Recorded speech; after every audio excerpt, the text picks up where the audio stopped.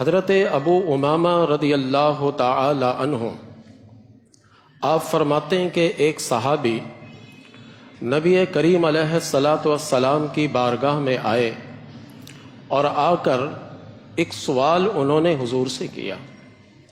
سوال یہ تھا، ارأیت رجلا غزا فی سبیل اللہ یلتمس الذکر والاجر ما لہ۔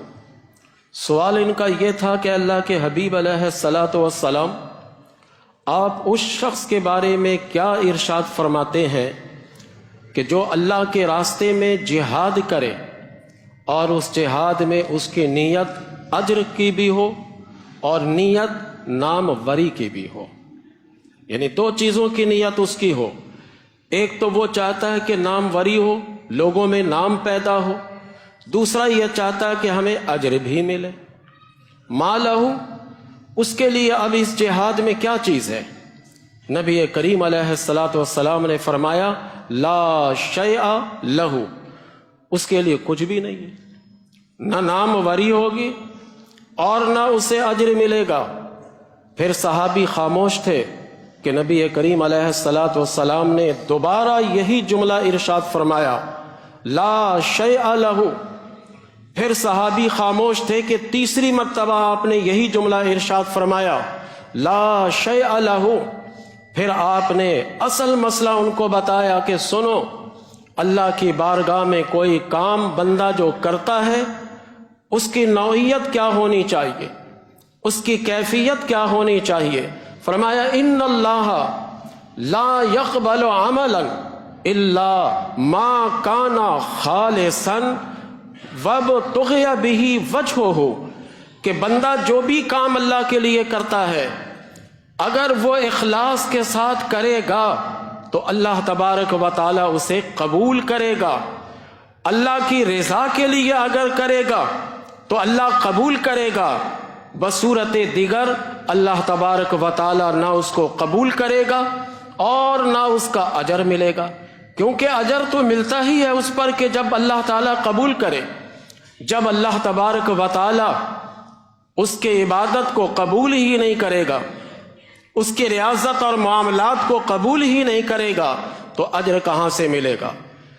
تو یہ ایک ہمارے سامنے سوال صحابی نے کیا ہے، لیکن ہمارے اور آپ کے لیے سبق اس کے اندر آیا کہ ہم کوئی بھی کام کریں اللہ کی رضا کے لیے کریں، ہمارے کام میں اخلاص ہونا چاہیے، ہمارے اعمال میں اخلاص رہنا چاہیے، اور ہمارے احوال میں دل کی جو کیفیت ہے، دل کے اندر جو خطرات گزرتے ہیں ان تمام میں اخلاص ہونا چاہیے۔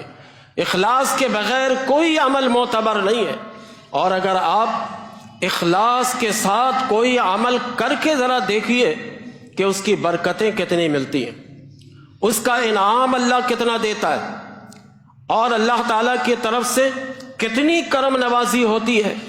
ذرا اخلاص کے ساتھ کام کر کے دیکھیے۔ نبی کریم علیہ الصلاۃ والسلام فرماتے ہیں جو شخص 40 دنوں تک اخلاص کے ساتھ عبادت کر لے، ایک 40 دن ایک اتفاق کے طور پر یہ کہہ دیا گیا، ورنہ ہمیشہ عمل اخلاص ہی کے ساتھ ہونا چاہیے، لیکن ایک 40 اگر آپ نے اخلاص کے ساتھ عمل کیا تو اس عمل کے ذریعے ہمیشہ کے لیے آپ عمل اخلاص ہی کے ساتھ کریں گے، آپ کے عمل میں کوئی ریاکاری نہیں آئے گی، ہمیشہ اللہ تبارک و تعالی آپ کو یہ توفیق دے دے گا کہ آپ جو بھی کام کریں گے وہ اخلاص ہی کے ساتھ کریں گے۔ جب آپ 40 دنوں تک اخلاص کے ساتھ عمل کریں گے تو سنیے اس کی برکتیں کیا ہیں۔ 2 جہت بنا لیجئے، ایک جہت وہ ہے کہ اگر اخلاص کے ساتھ نہیں ہوا تو عبادتیں رائگاں ہوتی ہیں، دوسری جہت یہ ہے کہ اگر اخلاص کے ساتھ عمل ہوا تو اس کی برکتیں کیا ہیں۔ پہلی برکت سنیے، نبی کریم علیہ الصلاۃ والسلام فرماتے کہ 40 دنوں تک جو بندہ اخلاص کے ساتھ کام کرے گا ظہرت ینابیع الحکمت من قلبہ الی لسانہ، پہلا انعام اس کو یہ دیا جائے گا کہ اللہ تبارک و تعالی اس کے دل پر حکمت اور دانائی کی باتوں کو القاء کرے گا۔ جب اس کے دل پر حکمت اور دانائی کی باتیں القاء کرے گا تو اس کی زبان پر حکمت آمیز کلمات آئیں گے۔ جب وہ کلام کرے گا تو ایسے کرے گا کہ سننے والا حیران و شزدر رہ جائے گا۔ علم و حکمت اور دانائی کی وہ باتیں کرے گا جو ایک آدمی اپنے آپ کو عقل مند، ذی شعور اور پتہ نہیں کیا کیا سمجھتا ہوگا وہ بھی نہیں کر سکے گا۔ تو 40 دنوں تک آپ ایک کورس کر کے دیکھیے کہ اخلاص کے ساتھ آپ نے عبادت کرنی ہے، نہ اس میں ریاکاری ہو، نہ اس میں دکھلاوے کی بات ہو۔ میں نے اخلاص کی تعریف پچھلے جمعے کو آپ کو بتائی تھی کہ اخراج الخلق عن معاملۃ اللہ تعالی، اللہ کے معاملہ میں سے مخلوق کو نکال دینا۔ عبادت کرتے ہیں، اگر اس میں یہ ارادہ ہو جائے کہ ہمیں فلاں ابن فلاں دیکھے تو کہے کہ یہ تو متقی ہے، تو اللہ کے معاملات میں کسی کو شریک کیا، اس سے نکال دیجیے۔ آپ کسی کو صدقہ و خیرات آپ دیتے، آپ یہ نیت کر لیتے ہیں، آپ کے دل میں ارادہ گزرتا ہے کہ فلاں ابن فلاں کو میں دے رہا ہوں، دوسرے لوگ یا خود وہ آدمی مجھے کہے گا کہ یہ تو بڑا سخی ہے، یہ تو بڑا دینے والا شخص ہے، تو اس کو بھی ذہن سے نکال دیجئے۔ ان چیزوں سے پاک کر کے اگر آپ 40 دنوں تک عبادت کر لیں گے تو آپ کے دل پر اللہ تعالی علم اور حکمت اور دانائی کی باتوں کو القاء کرے گا۔ آج اتنی تفاسیریں موجود ہیں، احادیث کی شرح اتنی موجود ہے، قرآن کی آیت تو وہی ہے، تو 200 تفسیر لکھنے کی ضرورت ہی کیا ہے؟ حدیث تو ایک ہی ہے، پھر اتنے شرح لکھنے کی حاجت کیا ہے؟ تو دراصل جس مفسر نے جیسا عمل کیا اس کے مطابق اللہ تعالیٰ نے علم اور حکمت کی بات اس کے دل پر القاء کی۔ ایک اور حدیث شریف میں سناتا ہوں کہ اللہ کے نبی علیہ الصلاۃ والسلام کتنے خوش ہوتے ہیں جو اخلاص کے ساتھ عبادت کرتا ہے، جو خلوص کے ساتھ عبادت کرتا ہے۔ طوبیٰ للمخلصین، نبی کریم علیہ الصلاۃ والسلام نے بشارت دی کہ اخلاص کے ساتھ عبادت کرنے والے کو خوشخبری ہو، بشارت ہو۔ کس چیز کی بشارت ہے؟ اس کی بشارت ہے کہ جو اخلاص کے ساتھ اللہ کی عبادت کرتا ہے، اولئک مصابیح الہدی، یہ ہدایت کے چراغ ہیں، ہدایت کے چراغ ہیں، اس کی خوشخبری لے لو۔ ایک باعمل عالم اگر آپ کے یہاں ہو جائے تو آپ کی آنکھیں کھل جاتی ہیں کہ کون سی چیز حق ہے اور کون ناحق ہے۔ انسان کے اندر سمجھداری آ جاتی ہے، انسان پھر اس کو پہچاننے لگتا ہے۔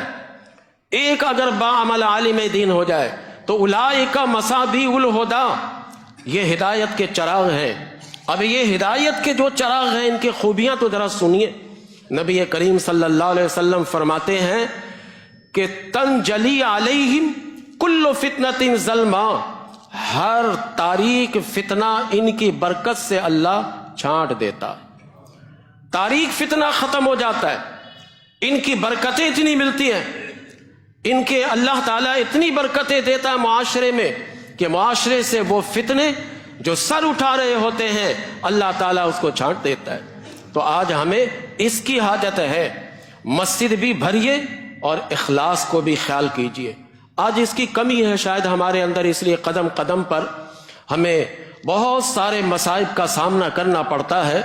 ایک حدیث شریف اور بیان کر کے میں اپنی بات کو ختم کرتا ہوں۔ نبی کریم صلی اللہ علیہ وسلم نے ایک دفعہ ارشاد فرمایا، من فارق الدنیا علی الاخلاص للہ وحدہ لا شریک واقام الصلاۃ وآت الزکاۃ، یہ آپ نے ارشاد فرمایا کہ جو شخص دنیا سے رخصت ہو، اس حال میں رخصت ہو کہ پوری زندگی وہ عبادت اللہ تبارک و تعالیٰ کے لیے کرتا رہا، اخلاص کے ساتھ کرتا رہا، اس کے عبادت میں کوئی آمیزش نہیں تھی، کوئی ملاوٹ نہیں تھی اس کے اخلاص میں، وہ اللہ کی رضا کے لیے کرتا رہا عمل کو، پھر نتیجہ کیا ہے کہ وہ جب اس دنیا سے جائے گا تو نبی کریم صلی اللہ علیہ وسلم یہ سند دے رہے ہیں کہ جب وہ دنیا سے جائے گا، فارقہا واللہ عنہ راضٍ، جب دنیا سے جائے گا تو اللہ تبارک و تعالیٰ اس پر راضی ہوگا۔ ہماری ساری تگ و دو، ہماری ساری کوششیں یہ اس کے لیے ہے کہ اللہ راضی ہو جائے۔ ہم اگر نماز پڑھتے ہیں تو اس کے پیش نظر پڑھتے ہیں کہ اللہ راضی ہو جائے۔ اگر ہم زکوٰۃ دیتے ہیں تو ہمارے پیش نظر یہ بات ہے کہ اللہ راضی ہو جائے۔ اگر ہم روزے رکھتے ہیں تو ہمارے پیش نظر یہ بات ہے کہ اللہ راضی ہو جائے۔ لیکن ہے کوئی مفتی جو آپ کو کہہ دے کہ نماز پڑھنے کے بعد کہ اللہ آپ سے راضی ہو گیا؟ ہے کوئی عالم دین جو آپ کو یہ سند دے دے کہ آپ نے روزے رکھے اس کے بعد اللہ آپ سے راضی ہو گیا؟ آپ زکوٰۃ ادا کر دیں، کوئی ہے دنیا کا بہت بڑا شیخ الحدیث جو آپ کو یہ سند دے دے کہ اللہ آپ سے راضی ہو گیا؟ کوئی نہیں کہہ سکتا۔ سارے یہی کہیں گے کہ اللہ آپ کو، آپ کی عبادت کو قبول کر لے، سب یہی کہیں گے کہ اللہ تعالیٰ قبول کر لے۔ لیکن میرے نبی نے اخلاص سے عبادت کرنے والے کو یہ سند دی ہے کہ جو اخلاص کے ساتھ عبادت کرے گا اس حال میں دنیا سے جائے گا کہ اللہ اس سے راضی ہوگا۔ جس سے اللہ راضی ہوتا ہے پھر دنیا والے بھی اس سے راضی ہو جاتے، جس سے اللہ ناراض ہوتا ہے دنیا والے بھی ناراض رہتے ہیں۔ اگرچہ آپ اپنے مال اور ثروت کو خرچ کرتے رہے، مال و دولت کو خرچ کرتے رہے، لیکن اللہ جس سے ناراض رہتا ہے کائنات کی کوئی چیز اس سے راضی نہیں ہو سکتی، اور جس سے اللہ راضی ہو جاتا ہے کائنات کی ساری چیزیں راضی ہو جاتی ہیں۔ سرکار غوث پاک سے اللہ راضی ہوا، کائنات کی کون سی ایسی چیز ہے جو سرکار غوث پاک سے راضی نہیں ہے؟ خواجہ غریب نواز سے اللہ راضی رہا کیونکہ اخلاص کے ساتھ یہ عبادت کر کے گئے۔ کون سی ایسی چیز ہے جو سرکار خواجہ غریب نواز سے راضی نہیں ہے؟ سب راضی ہیں۔ جتنے اولیاء اللہ ملیں گے یہ اخلاص کے ساتھ عبادت کر کے گئے، اللہ کو راضی کر کے گئے، تو وہ زمین کے نیچے چلے گئے لیکن زمین والے اب بھی ان سے راضی ہیں اور اب بھی ان سے خوشی کا اظہار کرتے ہیں۔ یہ اللہ تبارک و تعالیٰ کی طرف سے بڑی نعمت ہے۔ یہ عادت بنائیے، یہ آپ اپنی فطرت بنائیے کہ جب عبادت کریں تو عبادت میں ریاکاری نہیں آنی چاہیے، دکھلاوے کی بات نہیں آنی چاہیے، اخلاص کی بات آنی چاہیے۔ نبی کریم صلی اللہ علیہ وسلم فرماتے ہیں کہ اللہ تعالیٰ اس امت کو مدد کرے گا ان کے کمزوروں کی وجہ سے، ان کے ضعیف کی وجہ سے اللہ تعالیٰ اس امت کی مدد فرمائے گا۔ اب یہ ضعیف اور کمزور معاشرے میں کون ہیں ہمارا آپ خوب جانتے، بہترین طریقے سے ہم جانتے۔ وہ تقوی میں آگے ہوتا ہے لیکن دنیا داری میں کم ہوتا ہے، لوگ ہمیشہ اس کو دبا کر رکھنا چاہتے، لیکن یہ دنیا دار طاقتور زیادہ ہوتے ہیں، لیکن اللہ کے یہاں سب سے بڑا کمزور یہی ہوتا ہے، کمزور ہوتا ہے وہ۔ تو غریبوں کی بات کر لیجئے، ضعیفوں کی بات کر لیجئے کہ جو اس دنیا میں کمزور ہے، جھوپڑی میں رہنے والا ہے، صحیح طور پر کھانے پینے کا سامان اس کے پاس نہیں ہے، نبی کریم صلی اللہ علیہ وسلم فرماتے ہیں کہ تمہاری مدد اللہ انہی کی وجہ سے کرتا ہے۔ جب تم پر بارش نہ نازل ہو تو ان کے صدقے اللہ تعالی بارش نازل کرتا ہے۔ جب تمہارے رزق میں تنگی آتی ہے ان کے صدقے تمہارے رزق کی تنگی کو اللہ دور کرتا ہے۔ پھر حضور نے فرمایا کہ سنو، یہ ضعیف اور یہ کمزور آدمی جو ہماری امت کا ہے، جب یہ تمہارے لیے دعا کرے، جب یہ تمہارے لیے نماز پڑھے، جیسے صلاۃ الاستسقاء ہے، تمہارے لیے نماز پڑھے اور یہ اخلاص کے ساتھ تمہارے لیے دعا کرے تو اللہ ان کی دعا کے صدقے تمہاری مدد کرتا ہے، اللہ ان کی دعا کے صدقے تمہاری مدد کرے گا۔